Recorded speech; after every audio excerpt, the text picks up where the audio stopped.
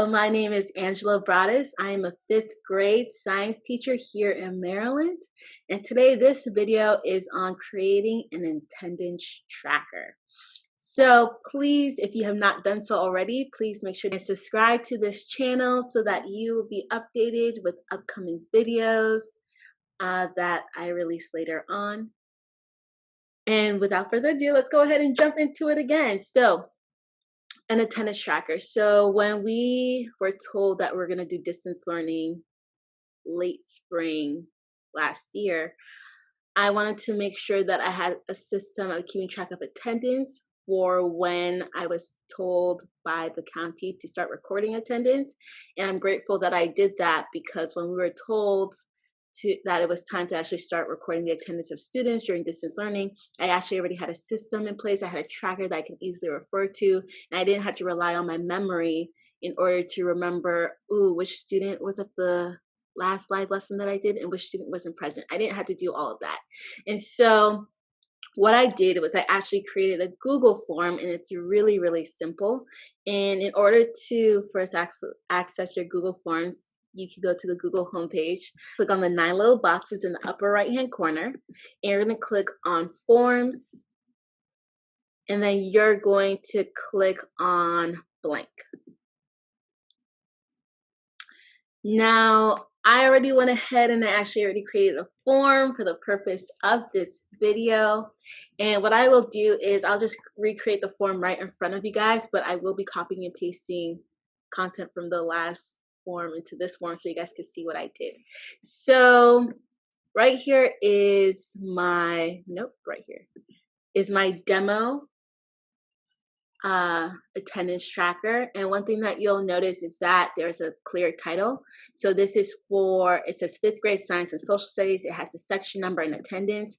I have 3 different Google Classrooms, one for each of my class sections, because I am departmentalized and I teach 3 groups of fifth grade students. And so I make sure that I have a very clear heading for the title, and it's more so from me so that I can easily navigate and locate the form and record attendance in the way that I need to. So your very first step would be to write down the title, and I'm going to go ahead and just copy this title and paste it up here in my Google form. And then I'm going to click up here, and as you guys can see, the title, that same title, is at the top of this Google form as well. And then next, I do want to have a form description. During this time of distance learning, we want to be as explicit as possible. We want to over communicate directions to the students because they need it. Even if you feel like we said it before, you're going to say it every single time again in order to make sure that everyone is on the same page. So what I'm going to do is go back into my demo again and copy the directions that I already wrote and paste it under form direction. And I'm going to go ahead and read the directions for you guys so that you can see what I wrote. So I wrote, you will fill out this form each time you tune into a live recording for science and social studies. You'll fill out this form for a science lesson and for a social studies lesson. You're going to enter the date you tuned in for a live recording for science and social studies. Also select what content you are recording your attendance for. So enter the date you tuned in for a live recording for science and social studies. Also select what content, science or social studies, that you are recording your attendance. All right. Also select which content that you are recording your attendance for. I know you never end with a preposition, but I need to fix that sentence. So if anyone is great with grammar, just leave a comment down below on the proper way to phrase that question or that sentence. Lastly, find your name below and select it. Even if you do not attend any of the live lessons, please make sure you complete this attendance form for the days you watch the lesson recording for science and social studies. That information down below may change based upon the information I get from my school district. I'm not sure as to how they want us to be recording attendance for those students who may not be able to join a live lesson. And so based on the information I get from the county, I will update that section or that sentence appropriately. And then lastly, I put, please email me at angela.mensa@pgcps.org if you have any questions, and that's for my students. So the next thing that I'm going to do is I'm going to create a section for the date, and it's really easy to do. You click where it says multiple choice, and you're going to look for date, and that's that. And I just put, date. That's what I put. So students will record, they can either record the month, day, and year for the to record their attendance, or one thing that I would show the students, because it's easier, just show them how they can click on the calendar, and that's an easy way that they can also record the attendance. I'm going to hit on this plus button in order to create the next section. And the next section is your status of attendance. This is something new that I added. It wasn't on my form last year, but I decided to add it in the instance I need it for this year. So one option is present and the other option is absent. And the students need to select whether they were present or they were absent for that lesson, that live lesson recording. Based upon information from the county, if I do need to record tardies, I will include a section that does say tardy. Then I'm going to go ahead and click on the plus button again, and reason for absence. So if a student does select that they were absent, they would need to write down a reason why they were absent, and that section is required. And I do have a note in there for those students who were present. They just need to write NA to let me know that they were present. Then I'm going to go ahead and click on the plus button one more time, and then I'm going to have an area for content. So the students need to select whether they're recording their attendance for science or for social studies, and that is required. As you notice, I'm making everything required on this Google form so that the students don't skip any section. When they try to submit this Google form, let's say they happen to forget to fill out the status of their attendance, they would be unable to submit this Google form until they go back and complete that section. So that is the reason why I'm making everything required. And then the last section takes a little bit of time, but not too much time. Your name. What I did to make things as simple as possible for the students and to minimize them not spelling their name correctly with a capital letter. Sorry, I'm one of those teachers.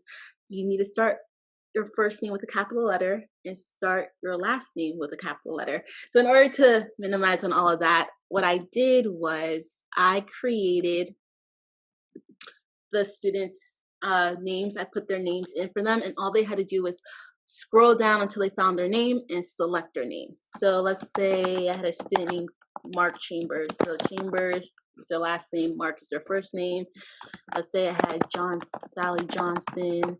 So I would literally list all the students that are in section 51, write down their names on there, and they would just select their names, and then they would just submit their form. And I would make this required. And also to avoid any students trying to fill out a form for someone else, another thing I would do is make sure when I click on the settings gear, I will select collect email addresses and response receipts. And I would restrict to users in PGCPS. I'm not limiting this to one response because this is a Google form I will continuously use throughout the first 2 quarters. And then I would just hit save. And that avoids any student trying to fill out the attendance for another student. And that is that. Simple, easy, and done. And I would take this attendance tracker and I actually will copy the directions. I'm going to go back into my Google Classroom that I created, virtual demo class, go to classwork. Right here where it says attendance, I'm going to go ahead and create an assignment. I'm going to use the title of my Google form for the title of this assignment. I'm going to click on add, go to my Google Drive. And because it's a recent form that I just created, I'm going to just stay under recent. I'm going to select the Google form, click insert, and then make sure the topic is under attendance. I'm not going to put a date because this is going to be done until we're done with this period of distance learning. And I'm going to leave it as ungraded because the students just need to submit it. And then I'm just going to click assign. And voila, my attendance is there. If I click on the Google form, as you guys can see, took away the calendar, but the students would just enter in the date, put the status of their attendance, and so on and so forth. Now, because this might be a little bit complicated for kindergarten, this might be even a little bit complicated for first grade. I wouldn't have them submit the month and date, or I wouldn't have them put in the date if that's too complicated for them.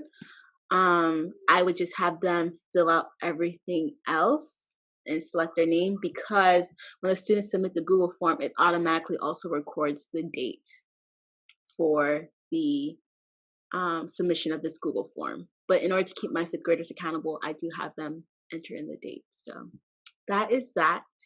Hopefully that video was helpful. As I told you guys, it's really, really easy. And then when my students do submit their attendance, what I can do in order to be able to view it is I just go ahead and click on the Google form. Click on the spreadsheet that is aligned with it. So if I click on responses and then I click on this right here, view response in sheets, it will show me all the students' responses. So that is that. If you have any questions, please feel free to leave them down below. If you have any comments or any ways of making this form even better than what it is, please leave that feedback down below. And I hope you have a great day. Thank you so much.